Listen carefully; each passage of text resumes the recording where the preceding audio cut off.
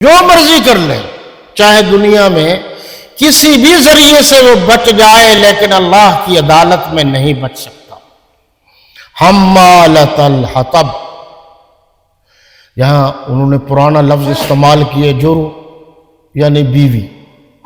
میں اکثر کہتا ہوں کہ دیکھو یہ قرآن مجید کے جو تراجم ہیں یہ پرانے لکھے ہوئے، تو اس دور میں جو زبان عام تھی انہوں نے لکھ دیے، تو زبانیں کچھ سالوں کے بعد بدلتی رہتی ہیں، الفاظ بدلتے رہتے ہیں، جب الفاظ بدلتے ہیں تو ان کے مفاہیم بھی بدل جاتے ہیں، اس پر بھی غور کی ضرورت ہے۔ تو کہا گیا کہ وہ یعنی ام جمیل، وہ قیامت کے دن، اور وہ جو لکڑیاں لاتی تھی، جن مفسرین نے لکھا ہے انہوں نے یہ بات بھی لکھی ہے کہ وہ کانٹے دار چیز، لکڑیوں میں سے کانٹے والی لکڑیاں خصوصی اکٹھی کرتی، اور اس راستے پر، جس راستے پر اللہ کے نبی صلی اللہ علیہ وسلم نے جانا ہوتا، رات کو وہاں گرا دیتی تاکہ اللہ کے نبی صلی اللہ علیہ وسلم کو تکلیف پہنچے۔ آپ سوچ رہے ہوں گے کہ اتنے بڑے مظالم اور اتنی بڑی تکلیفیں اور مصائب ڈھائے گئے ہیں رسالت پناہ صلی اللہ علیہ وسلم پر، ان کا ذکر نہیں ہے، ان کا کیوں ہے؟ اس کی وجہ یہ ہے کہ یہ وہ گھر ہے، یہ پڑوسی بھی تھے نا، ابو لہب حضور صلی اللہ علیہ وسلم کے گھر کے ساتھ تھے، وہ قریب سے دیکھتے تھے، پھر بھتیجا بھی تھا، اور بڑے عجیب لوگ تھے یہ بنظر دیہاتوں میں جو بڑے قریب سے دیکھتے ہیں انہیں یاد ہوگا، یہ ایک مرتبہ ابو لہب اور ابو جہل دونوں لڑ پڑے، وہ بھی بھائی تھے،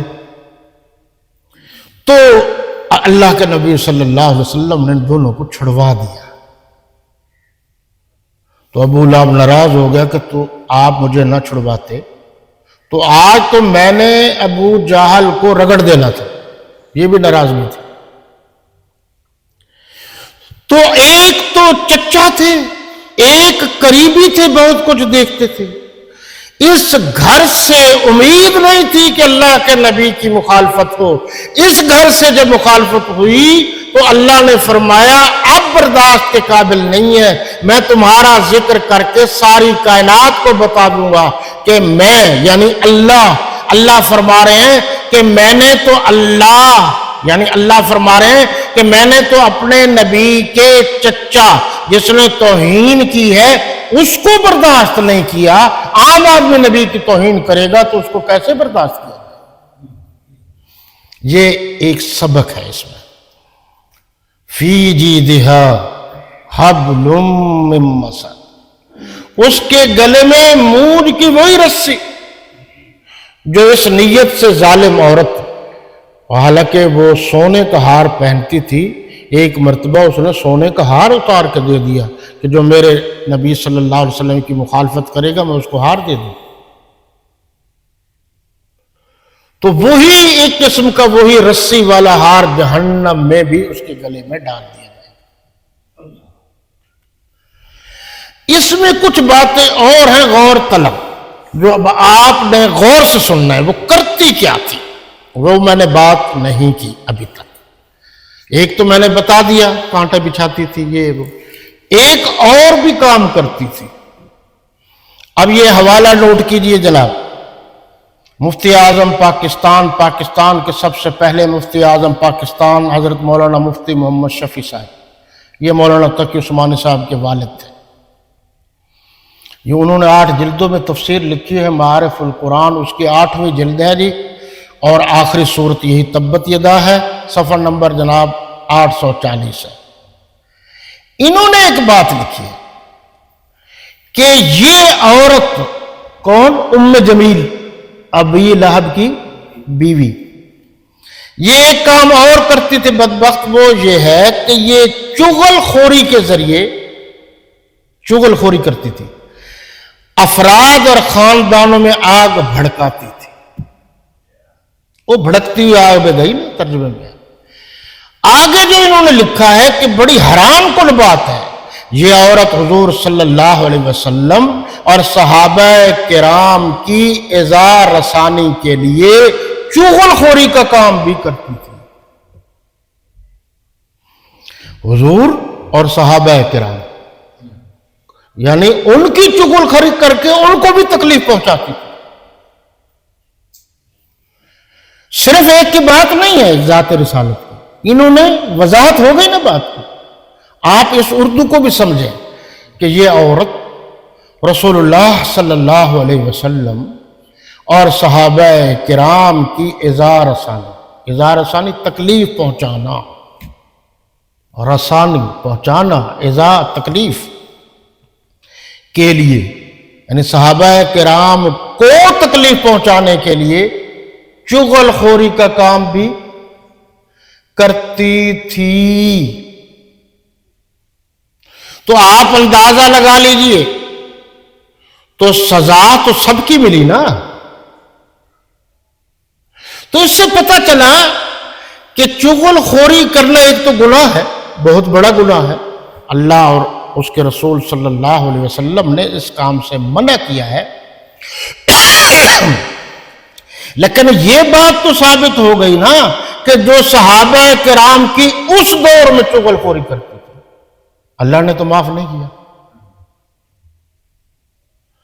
اس میں کوئی نرمی کی گنجائش ہو تو آپ دیکھ لیجئے، بتائیے.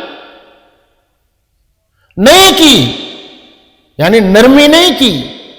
میرے نبی اور میرے نبی کے صحابہ کی چغل خور عورت جس کا نام ام جمیل تھا وہ جہنم میں جائے گی اور اس کے گلے میں وہی موج والی رسی جہنم کی آگ کی رسی بن کر ڈال دی جائے. جناب اس پر تھوڑا سا آپ اور غور کر لیجئے. یہ تفاسیر تو میرے پاس بہت سی ہیں.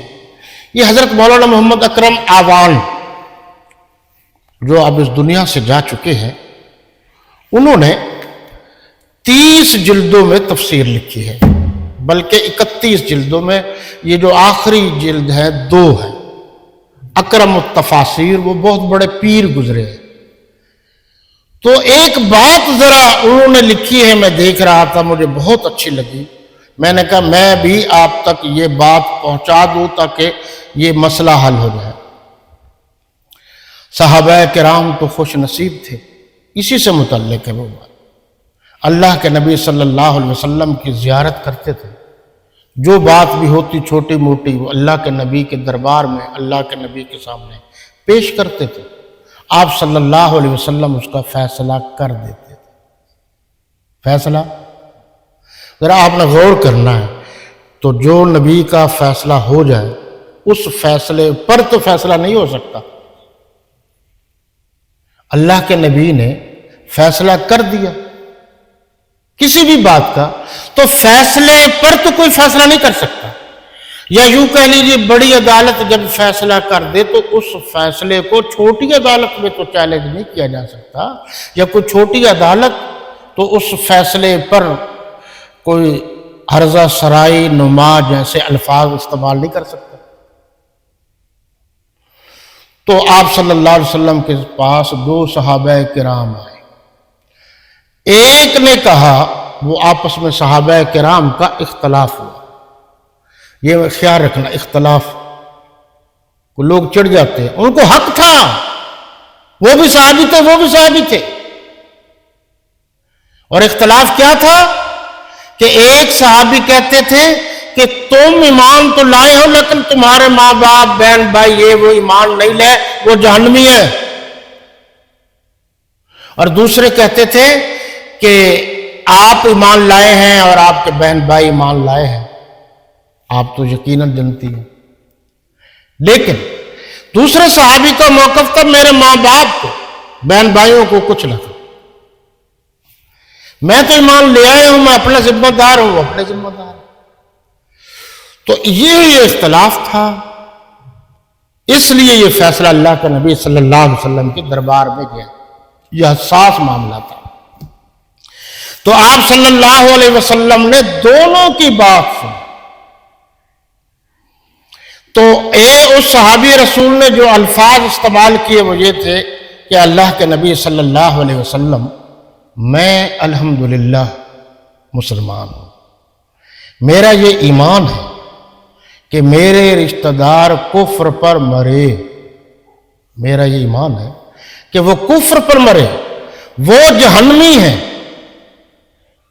لیکن اس کو کیا حق ہے کہ وہ انہیں دوست کی کہتا پھرے؟ وہ تو جہنمی ہے۔ پر آپ صلی اللہ علیہ وسلم نے فرمایا دوسرے اپنے ساتھی صحابی کو کہ یہ درست کہہ رہا ہے، تمہیں کوئی حق نہیں کہ تم ان کا نام لے کر اس طرح کہتے پھرو، یہ ناجائز ہے۔ آپ صلی اللہ علیہ وسلم نے منع کر دیا۔